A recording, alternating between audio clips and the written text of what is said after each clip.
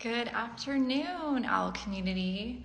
My name is Jennifer Terzian, and I am so excited to be here for this second Instagram Live studio visit with artist Amanda Surveski, who is here now. Perfect.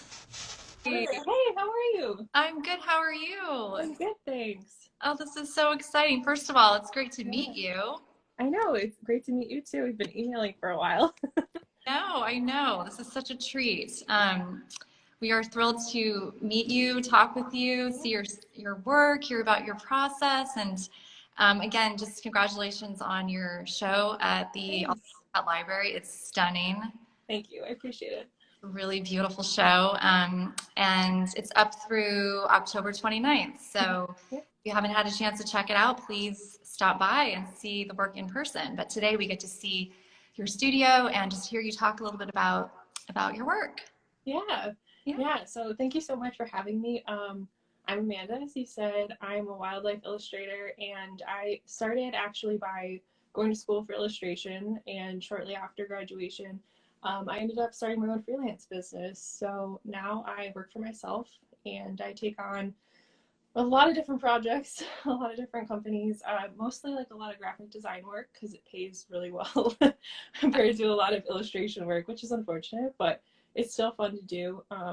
Right now, I do a lot of audiobook cover designs for Tantor Media, which is a division of Audible. And pre-pandemic, I had a lot more clients, but I was doing work for like Mystic Aquarium and some other really cool local businesses. And I still work with a lot of them, but it's really great to help out little businesses here and there when I can. And so in my free time is when I do all my wildlife work. And I really got into that after I started wildlife rehabbing and just volunteering on the side. And I didn't really expect it to go anywhere, but I got really into it. And I actually like became a certified wildlife rehabber, but I don't do anything with it, unfortunately. I don't really have like the time or the space because you have to have a very like clean space, obviously, and I don't have that right now, but hopefully in the future I can get back to it. But yeah, when I did that, I noticed that a lot of people didn't really understand the wildlife in their backyard. Like they'd be kind of confused about what type of bird they were bringing in.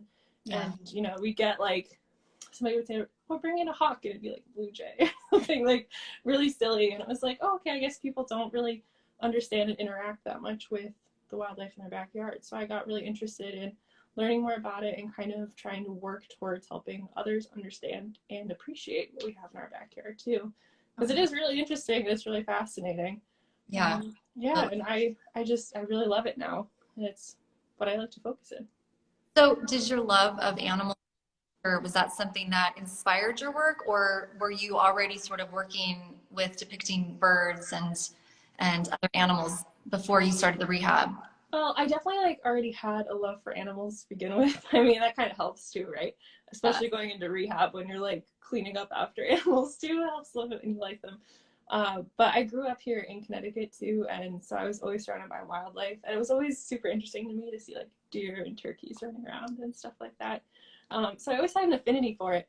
But also, I decided to minor in scientific illustration while I was at school too. So I spent time, looking at different species and learning a little bit more of the biology side of everything. So I definitely really enjoy animals too. And it helps too when you're making stuff because you can take the time to really like look at the details and think Yeah. about how things work. And it definitely like it translates into the artwork much more. It really does. I mean, it's you really understand what you're depicting and Yeah. who animals that you're working with. So, I also thought it was quite interesting that you spent some time in southern France during your years at Savannah College of Art and Design. Do you want to talk a little bit about maybe that experience, Yeah. how that informed your work?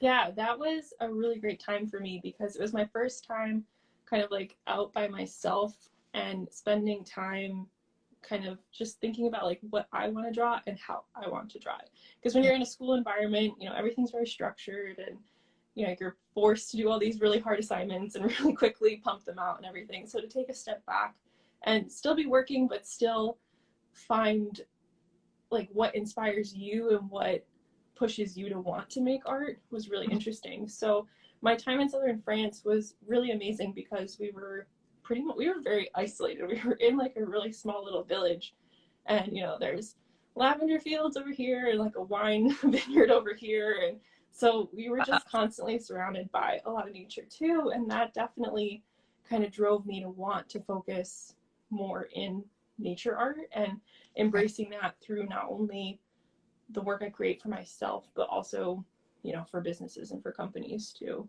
to kind of bring what I like into that too. And it also gave me the chance to find my style too, which is, if anybody's been to art school, you hear it all the time. It's like, you know, what's your style? You have to find your style.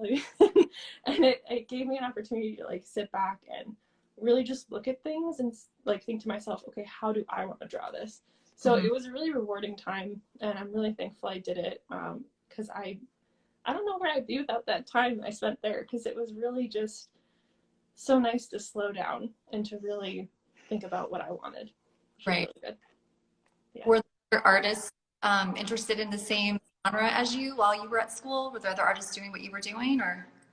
A little bit. A lot of people were, I mean, when I make work now still, I do a lot of traditional processes. So I use, you know, like pencils and paint and everything.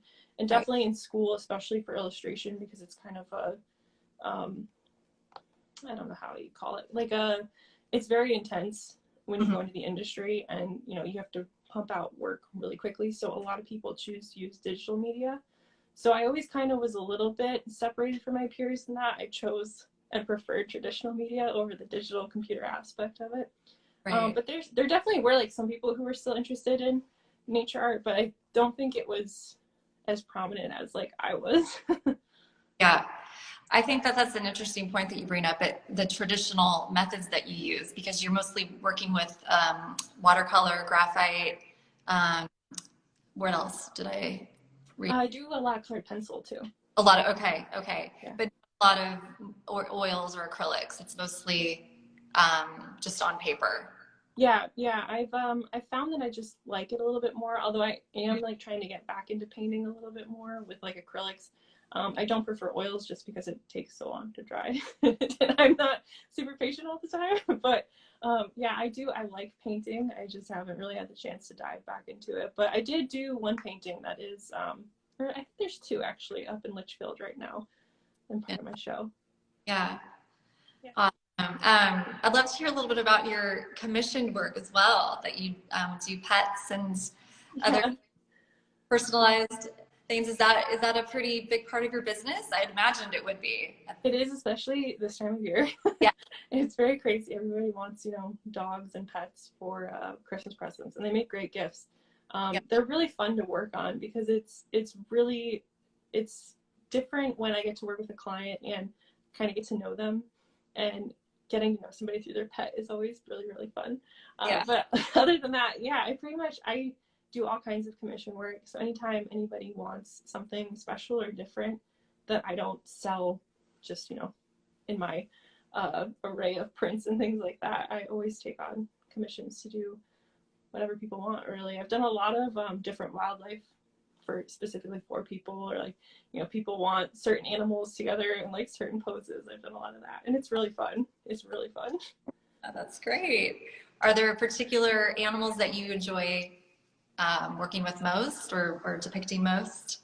Probably definitely birds, which is pretty clear if you see my work. If you see like the collection of work that I currently have, it's a lot of birds. And I think that probably came, I mean, I've always really loved owls. I've had like an affinity for owls, but I think really after rehabbing, it just really like kicked in, and I was like, okay, I really, really like birds, because I mostly worked with birds. We were at an Audubon center, so it was mostly taking care of birds, but there were other small mammals too. So I have to work with a lot of different things. But I love the owl that's on the Oliver Wilcott's website with your artist page. That person, amazing. Thank you. How much soul in these birds that it just makes you just want to, I don't know, reach out and cuddle them, or let them fly, or, you know, observe them. Well, I'm glad you say that, because I mean, that really is like, that's why I do this, definitely. It's because I want people to engage and feel like some type of connection with the animals that I'm drawing. So I really appreciate that. No, absolutely. So do you have anything you'd like to show us today? Yeah, sure. I'd be happy to like walk around and like show a bunch of stuff in here. So I'm gonna flip the camera around because that'll be easier. Yeah. If it'll let me. There we go. So I have a room in my home that I work out of, and I have tons and tons of books, obviously, and stuff that I'll go over. But I have my little computer station, which just a normal desktop here. But then I have a tablet that I can actually work on, and it makes my life a lot easier being able to edit things and do things a lot quicker. I have a little piece here that I'm actually working on. Oh my goodness. Colored pencil. So beautiful. Wow. Yeah, I have to finish him. He doesn't have legs or anything yet, but he's getting there. I gotta get back to it. And he's sitting on top of my scanner, which is how I scan most of my digital work. Okay. So I'll use I'll do a graphite drawing, like a pencil drawing. I'll scan it in, and then I can, add color to it digitally if I want, or mess with it, or play with it, or move things around with it, all kinds of stuff. And over here is my crazy wall. So whenever I have an idea, I basically put it on a sticky note and put it on the wall. Yeah. And so I don't know, this one's bird portrait series. Okay, that seems pretty typical. I have a lot of different ideas and I just throw them all on the wall. It's very organized though. It kind of is. I kind of started to group stuff, but as I add more, it's just getting more chaotic. And the colors don't mean anything, but they're fun. I don't know. But it makes it easier, when I have a brain block and I don't know what to do or I don't know what to draw, I can kind of just pick a sticky note off the wall. Yeah, that's awesome. And it really helps. And this is actually the poster I have of my pollinators. The original is in Litchfield right now, so you could go see it. But this is the colored poster. So like I said, I did the graphite drawing, I scanned it, and then I added digital color to it. Yeah, so you could go, and these are on my website actually. Stunning. I have all the little, everything's on here. Oh, that's so pretty. But it came out really good. I'm happy with how everything came out. Yeah, it's so vibrant. The colors are just gorgeous. It is, and people always criticize me for working too much in black and white because I do a lot of graphite drawings. And one of the reasons I do it is just because it's so quick for me. I can really whip out graphite really quick. Right. And this technique of scanning it and then digitally coloring it is something I came up with in college because it was easier and quicker to get projects done. Yeah. So it's something I still like, but I am trying to move more towards, paint and colored pencils and colored media so that I still have more color work available. And this is my printing station over here. It's not very pretty, but I pretty much print and make everything that I sell myself. So all my greeting cards, all my prints, anything you buy from me has probably been made by myself in this room, cut and folded here. And this is my work in progress wall kind of. So I've got all kinds of sketches sitting up here. I've got some little bees that I started one, haven't gotten back to, and then I've got more lined up coming down the line. And some little drawings that I've been working on for a little while, and I just don't know what to do with them. I like my little flicker. Oh, they're so beautiful. I gotta do something with him, and I do so I've got some paintings coming up, and I have this Luna moth painting that I'm really excited to start. Yeah. That'd be cool. So those will be digitally colored then? This one is on a panel, a wood panel. So this one will be probably acrylic. I'll do acrylic. And these ones will, I don't know if I'm gonna color them. I don't know what I'm gonna do with them yet. I did them for fun, and I'm I don't know what I'm gonna do now. But I like my little seagull. He looks kind of sassy. But on my bookcases, I have lots of different stuff. I collect natural objects because it's definitely always easier to work from an object than to work from photos, right? Anything like that. So if I can find something, a lot of stuff is just from my backyard. There's wood and a sand dollar and all kinds of little things in here. But I love my books too. They serve as great reference. And pretty much everything in here, they're all nature books, I think, which is kind of crazy, but they come in very handy.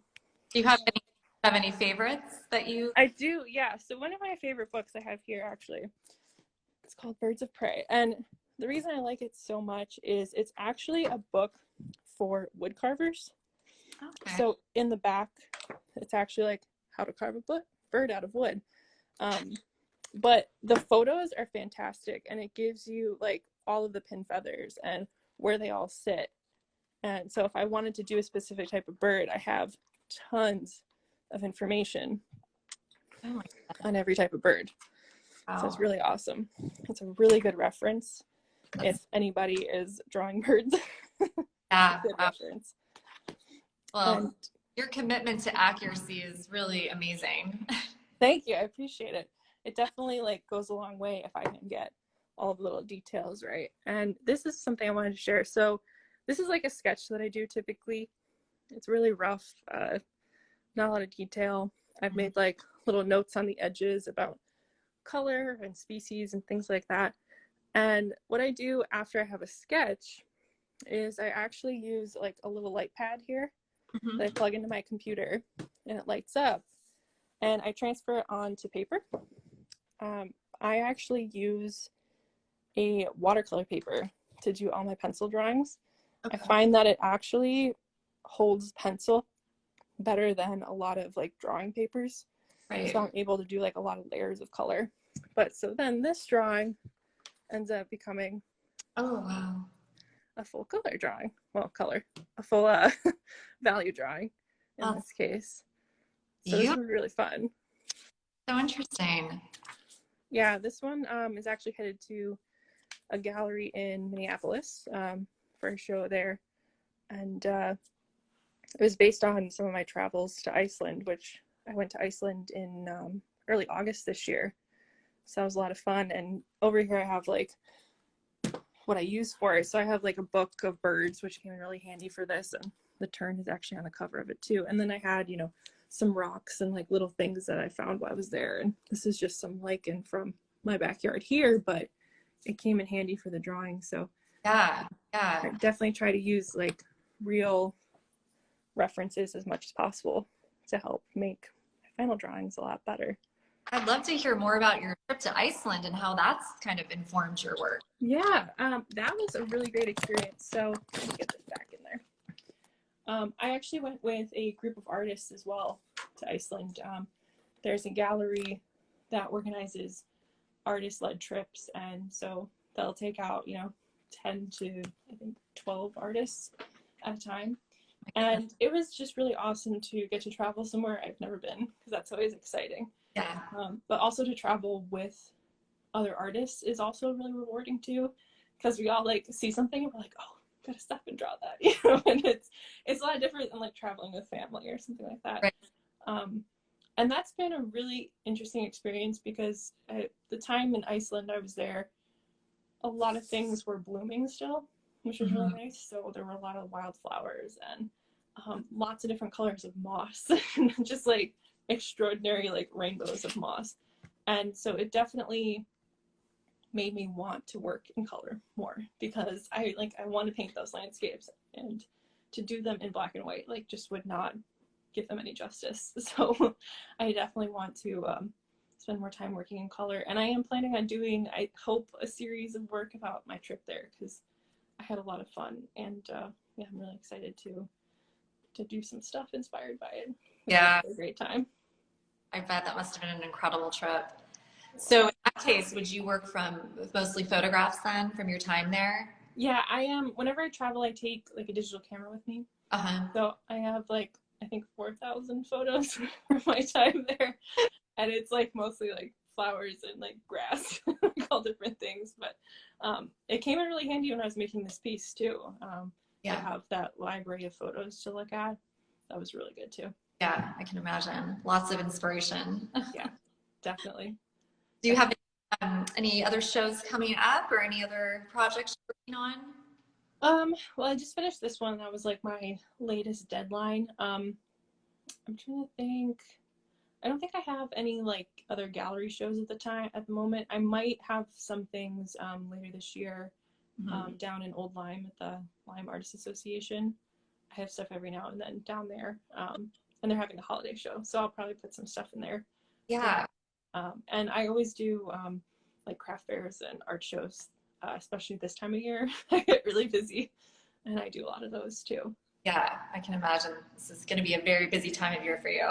Yeah, and I'm very thankful because last year was terrible. Yeah. So hopefully this year I'll make up for it. Definitely. I think people are very excited to get out and see art in person and buy art for their homes and just kind of just jump right in. So it does seem like it. Yeah, so far it's been a pretty good year. So I'm hoping it continues throughout the holidays, definitely. I think so, for sure. And I do feel also people just want to connect more and more with nature, and just having, been so isolated for a couple years now, it's I know connected with so what you're doing is just sort of elevating that experience, which is really exciting. Thank you. I appreciate it. Well, this was really fun. Do you have anything else you'd like to show us, or did we? My God. Not that I can think of. There's a lot of stuff in here, but I'd spend hours like showing everything. Well, I encourage everyone who hasn't been to the show yet to please go see it. It's really a fantastic show, and does need to be seen in person if possible, because the details are really great. So. Thank you. Thank you so much for your time. This was so much fun. It was so nice to get to know you and your process, and I wish you all the best. Thank you so much. It was great to be here. It was great to talk to you and everybody who joined. Thank you. And if anybody has questions, like, feel free to DM me, send me messages, find me on whatever. Your Instagram handle? It's my full name, so just at Amanda Surveski. Okay, great. Where to find you? Awesome. All right, Amanda. Sounds good. Thank you. Thank you. Bye-bye. Bye.